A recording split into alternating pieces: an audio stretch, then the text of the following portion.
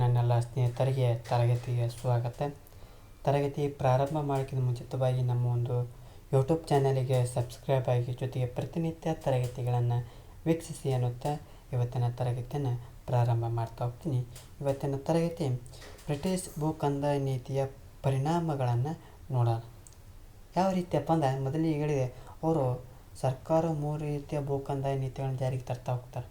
ಯಾವಾಗ 1793 ಏನು ಮಾಡ್ತಾ ಹೋಗ್ತಾರೆ, ಕಾಯಂ ಜಮೀನ್ದಾರಿ ಪದ್ಧತಿಯನ್ನು ಜಾರಿ ತರ್ತಾರೆ. ಯಾರು? ಲಾರ್ಡ್ ಕಾರ್ನ್ ವಾಲಿಸನ್ ಜಾರಿಗೆ ತರ್ತಾ ಹೋಗ್ತಾರೆ. ತದನಂತರದಲ್ಲಿ ಮಹಲ್ವಾರಿ ಪದ್ಧತಿಯನ್ನು ಜಾರಿಗೆ ತರ್ತಾ ಹೋಗ್ತಾರೆ. ತದನಂತರದಲ್ಲಿ ರೈತವಾರಿ ಇದನ್ನು ಪ್ರಯೋಗಾರ್ಥವಾಗಿ 1792 ಅಲೆಕ್ಸಾಂಡರ್ ರೀಟ್ ಜಾರಿಗೆ ತರ್ತಾ ಹೋಗ್ತಾನೆ ಬಾರ್ಮಾಲ್ನೊಳಗೆ. 1801 ಇವ ಥಾಮಸ್ ಮನ್ರೋ ಮದ್ರಾಸು ಮತ್ತು ಮೈಸೂರಿನ ಭಾಗದಲ್ಲಿ ಜಾರಿಗೆ ತರ್ತಾ ಹೋಗ್ತಾರೆ. ಈ 3 ಪದ್ಧತಿಗಳು ಏನು ಭೂ ಕಂದಾಯದ ನೀತಿಗಳು ಎಷ್ಟರ ಮಟ್ಟಿಗೆ ಭಾರತದ ಮೇಲೆ ಪರಿಣಾಮಕಾರಿ ಆದವು ಅನ್ನೋದನ್ನು ಈ ಒಂದು ತರಗತಿಯೊಳಗೆ ಚರ್ಚೆಯನ್ನು ಮಾಡ್ತಾ ಹೋಗ್ತೀವಿ. ಮೊದಲನೇದಾಗಿ ನೋಡ್ತಾ ಹೋಗೋಣ, ನಿಜವಾದ ರೈತರನ್ನು ಶೋಷಿಸುವ ಹೊಸ ಸಾಮಾಜಿಕ ವರ್ಗವಾದ ಜಮೀನ್ದಾರಿ ಸಮುದಾಯ ಸೃಷ್ಟಿಯಾಗತ್ತೆ. ಈ ಒಂದು ಈ ಒಂದು ಬ್ರಿಟಿಷರ ಕಂದಾಯದ ನೀತಿಯ ಪರಿಣಾಮವಾಗಿ ಏನಾಗತ್ತಪ್ಪ ಅಂದ್ರೆ, ಈ ನಿಜವಾದ ರೈತರನ್ನು ಶೋಷಣೆ ಮಾಡೋಕ್ಕಾಗಿ ಒಂದು ಸಮಾಜದೊಳಗೆ ಒಂದು ಹೊಸ ವರ್ಗ ಉದಯ ಆಗ್ತದೆ. ಯಾವ ವರ್ಗ? ಜಮೀನ್ದಾರಿ ವರ್ಗ. ಹೇಳಿದೆ, ಕಾಯಂ ಜಮೀನ್ದಾರಿ ಪದ್ಧತಿ ಅಂತ ನೋಡಿದೆ. ಅಲ್ಲಿ ಜಮೀನ್ದಾರಿಗೆ ಒಂದು ನಿರ್ದಿಷ್ಟ ಪ್ರಮಾಣದಲ್ಲಿ ಕಂದಾಯ ನಿಗದಿಪಡಿಸಿ ಅವ್ರು ಏನು ಮಾಡ್ತಾ ಹೋಗ್ಬೋದು, ಭೂಮಿಯನ್ನು ಉಳುಮೆ ಮಾಡ್ತಾ ಹೋಗ್ಬೋದು. ಅಲ್ಲಿ ಅತಿ ಹೆಚ್ಚಿನ ಲಾಭ ಯಾರು ಪಡ್ತಾ ಹೋಗ್ತಾರೆ? ಈ ಜಮೀನ್ದಾರರು ಲಾಭವನ್ನು ಪಡ್ತಾ ಹೋಗ್ತಾರೆ. ಹಾಗಾಗಿ ಈ ಜಮೀನ್ದಾರು ಏನು ಮಾಡ್ತಾ ಹೋಗ್ತಾರೆ, ಆ ರೈತರನ್ನು ನಿರ್ದಾಕ್ಷಿಣ್ಯವಾಗಿ ಏನು ಮಾಡ್ತಾಯಿದ್ರು, ಶೋಷಣೆಯನ್ನು ಮಾಡ್ತಾಯಿದ್ರು. ಹಾಗಾಗಿ ಈ ಒಂದು ಕಂದಾಯದ ನೀತಿಯಿಂದ ಏನಾಗ್ತೈತಿ, ಹೊಸ ವರ್ಗವಾದಂಥ ಜಮೀನ್ದಾರಿ ಪದ್ಧತಿ, ಜಮೀನ್ದಾರಿ ಸಮುದಾಯ ಸೃಷ್ಟಿಯಾಗ್ತಾ ಹೋಗ್ತೈತಿ. ತದನಂತರದಲ್ಲಿ ಈ ಜಮೀನ್ದಾರರ ಶೋಷಣೆಗೆ ಒಳಗಾದಂಥ ರೈತರು ವಿವಿಧ ಬಗೆಯ ಸಂಕಷ್ಟಗಳಿಗೆ ಒಳಗಾಗ್ತಾ ಹೋಗ್ತಾರೆ. ಯಾಕಪ್ಪ ಅಂದ್ರೆ ಈ ಜಮೀನ್ದಾರ ನೀಡುವಂಥ ಶೋಷಣೆಗೆ ಆ ರೈತರು ಏನಾಗ್ತಾ ಹೋಗ್ತಾರೆ, ಅನೇಕ ರೀತಿಯ ಸಂಕಷ್ಟಗಳಿಗೆ ಸಿಲುಕ್ತಾ ಹೋಗ್ತಾರೆ. ತಮ್ಮ ಒಂದು ಭೂಮಿಯನ್ನು ಕೈ ಬಿಡ್ತಾ ಹೋಗ್ತಾರೆ, ತಮ್ಮ ಒಂದು ಭೂಮಿಯ ಹಕ್ಕನ್ನು ಕೈ ಬಿಡ್ತಾ ಹೋಗ್ತಾರೆ. ತಮ್ಮ ಒಂದು ಬೆಳೆದಂಥ ಬೆಳೆಗೆ ಸರಿಯಾದಂಥ ಮೌಲ್ಯವನ್ನು ಕೊಡ್ತಾ ಇರೋಂಗಿಲ್ಲ, ಬೆಲೆಯನ್ನು ಕೊಡ್ತಾ ಇರೋಂಗಿಲ್ಲ. ಹಾಗಾಗಿ ಅನೇಕ ಒಂದು ಸಂಕಷ್ಟಗಳಿಗೆ ಸಿಲುಕ್ತಾ ಹೋಗ್ತಾರೆ.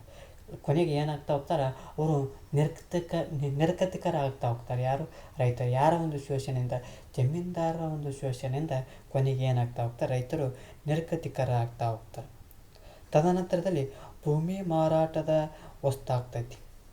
ಭೂಮಿ ಅನ್ನೋದೇನು, ಮಾರಾಟದ ವಸ್ತಾಗಿ ಪರಿವರ್ತನೆ ಆಗ್ತಾ ಹೋಗ್ತೈತಿ. ಯಾಕಪ್ಪ ಅಂದರೆ ಇದನ್ನು ಪರಾಬರಿ ಮಾಡಿ ಹಣವನ್ನು ಸಾಲವಾಗಿ ಪಡೆಯಬಹುದಿತ್ತು.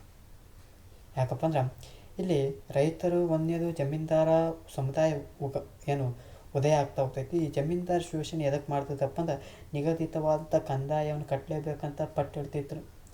ಆ ಪಟ್ಟಿಡಿದಂಥ ಸಂದರ್ಭದಲ್ಲಿ ರೈತರು ಏನು ಮಾಡ್ತಾಯಿದ್ರು, ಅನೇಕ ಸಂಕಷ್ಟಕ್ಕೆ ಸಿಗ್ತಾಯಿದ್ರು. ಅವ್ರು ಕೊನೆಗೆ ಒಂದು ಆಯ್ದು ಉಳಿದು ಏನು, ಈ ಭೂಮಿನ ಮಾರೋದಂದ ನಮಗೆ. ಈ ಭೂಮಿ ಮಾರಿದರೆ ಅದರಿಂದ ಬರುವಂಥ ಹಣವನ್ನು ಏನು ಮಾಡ್ಬೋದು, ಈ ಜಮೀನ್ದಾರ ಬಾಯಿಗೆ, ಈ ಬ್ರಿಟಿಷರ ಬಾಯಿಗೆ ಏನು ಮಾಡ್ಬೋದಿತ್ತು, ಸುರಿಬೋದಿತ್ತು ಅಂತಂದು ಆ ಭೂಮಿಯನ್ನು ಏನು ಮಾಡ್ತಾ ಹೋಗ್ತಾರೆ, ಮಾರಾಟವನ್ನು ಮಾಡ್ತಾ ಹೋಗ್ತಾರೆ. ಅವಾಗ ಏನಾಗ್ತೈತಿ, ಭೂಮಿ ಒಂದು ಮಾರಾಟದ ವಸ್ತಾಗಿ ಪರಿವರ್ತನೆ ಆಗಿಬಿಡ್ತೈತಿ. ಯಾಕಪ್ಪ ಅಂದ್ರೆ ಅಷ್ಟರ ಮಟ್ಟಿಗೆ ರೈತರನ್ನು ಶೋಷಣೆ ಮಾಡೋದ್ರಿಂದ ಏನಾಗ್ತೈತಿ, ಆ ಭೂಮಿಯನ್ನು ಕಳ್ಕೊಳ್ತಾ ಹೋಗ್ತಾರೆ. ಭೂಮಿಯನ್ನು ಮಾರಿ ಏನು ಮಾಡ್ತಾ ಹೋಗ್ತಾರೆ, ಆ ಸಾಲವನ್ನು ಪಡಿತಾ ಇದ್ರು. ಯಾರು? ರೈತರು ಸಾಲವನ್ನು ಪಡ್ತೈತೆ. ಹೀಗಾಗಿ ಆ ಒಂದು ಭೂಮಿ ಏನಾಗ್ತೈತಪ್ಪ ಅಂದ್ರೆ ಮಾರಾಟದ ವಸ್ತಾಗಿ ಪರಿವರ್ತನೆ ಆಗ್ತವೆ. ಅನೇಕ ಜಮೀನ್ದಾರರು ಕೂಡ ಕಂದಾಯವನ್ನು ಸಲ್ಲಿಸುವ ಸಲುವಾಗಿ ತಮ್ಮ ಜಮೀನನ್ನು ಪರಾಬರಿ ಮಾಡಿದರು.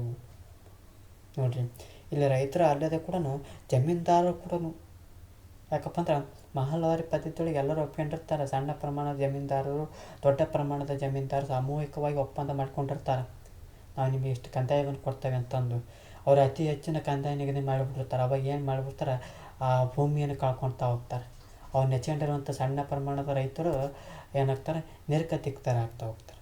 ಹಾಗಾಗಿ ಅನೇಕ ಜಮೀನ್ದಾರರು ಕೂಡ ಕಂದಾಯವನ್ನು ಸಲ್ಲಿಸುವ ಸಲುವಾಗಿ, ಅಂದರೆ ಕಂದಾಯವನ್ನು ಕೊಡುವ ಸಲುವಾಗಿ ತಮ್ಮ ಜಮೀನನ್ನು ಏನು ಮಾಡ್ತಾ ಹೋಗ್ತಾರೆ, ಪರಾಬರಿ ಅಂದರೆ ಮಾರಾಟವನ್ನು ಮಾಡ್ತಾ ಹೋಗ್ತಾರೆ.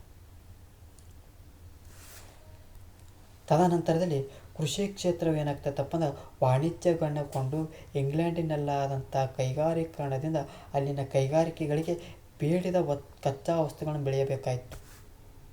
ಆಯ್ತು ಮುಂದುವರೆದು ಏನಾಗ್ತೈತಿ, ಈ ಕೃಷಿ ಕ್ಷೇತ್ರ ಏನಾಗ್ತೈತಪ್ಪ ಅಂದ್ರೆ ಕಮರ್ಷಿಯಲ್ ಆಗಿಬಿಡ್ತೈತಿ. ಯಾಕಪ್ಪ ಅಂದ್ರೆ ಇಂಗ್ಲೆಂಡ್ನೇ ಒಂದು ಕ್ರಾಂತಿ ಆಗುತ್ತೆ, ಯಾವುದು ಕೈಗಾರಿಕಾ ಕ್ರಾಂತಿ ಆಕೈತಿ. ಆ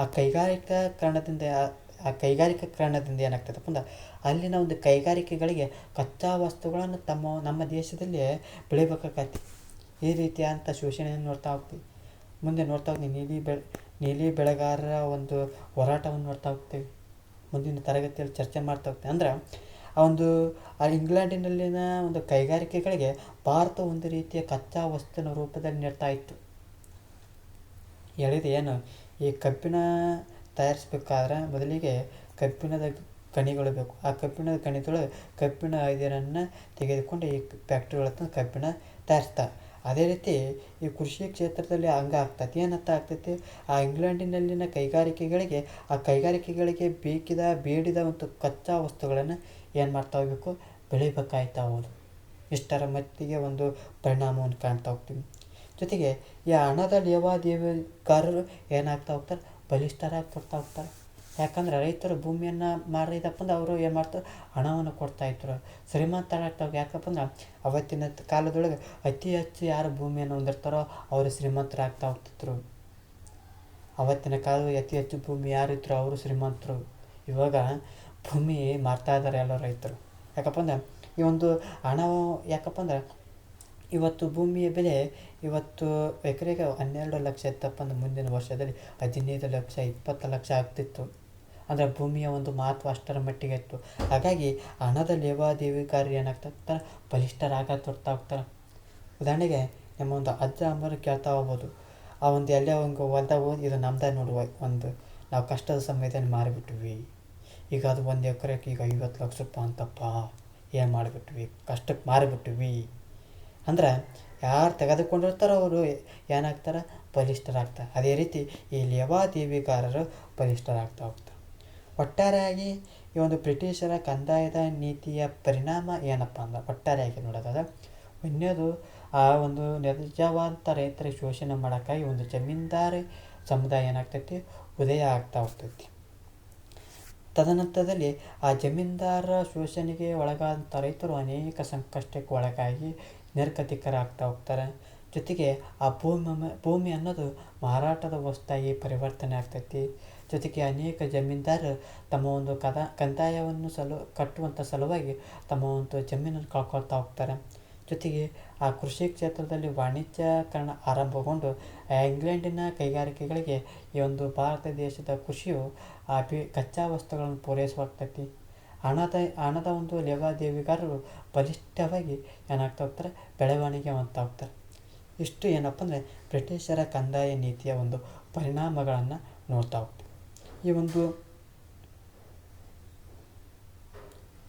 ಈ ಒಂದು ತರಗತಿ ಎಷ್ಟಾಗಿತ್ತಪ್ಪ ಅಂದ್ರೆ ನಮ್ಮ ಒಂದು ಯೂಟ್ಯೂಬ್ ಚಾನಲಿಗೆ ಸಬ್ಸ್ಕ್ರೈಬ್ ಆಗಿ. ಜೊತೆಗೆ ಒಂದು ತರಗತಿ ಎಷ್ಟಾಗಿತ್ತಪ್ಪ ಅಂದ್ರೆ ಲೈಕ್ ಮಾಡಿ, ಇಲ್ಲದಿದ್ದರೆ ಡಿಸ್ಲೈಕ್ ಮಾಡಿ. ಏನಾದರೂ ದೋಷಗಳು ಮತ್ತು ನಿಮ್ಮ ಒಂದು ಅಭಿಪ್ರಾಯಗಳನ್ನು ಕಮೆಂಟ್ ಬಾಕ್ಸ್ನ ಮೂಲಕ ತಿಳಿಸಿ ಅನ್ನುತ್ತಾ ಈ ಒಂದು ತರಗತಿಯನ್ನು ಮುಗಿಸ್ತಾ ಇದ್ದೀನಿ. ಎಲ್ಲರಿಗೂ ಧನ್ಯವಾದಗಳು.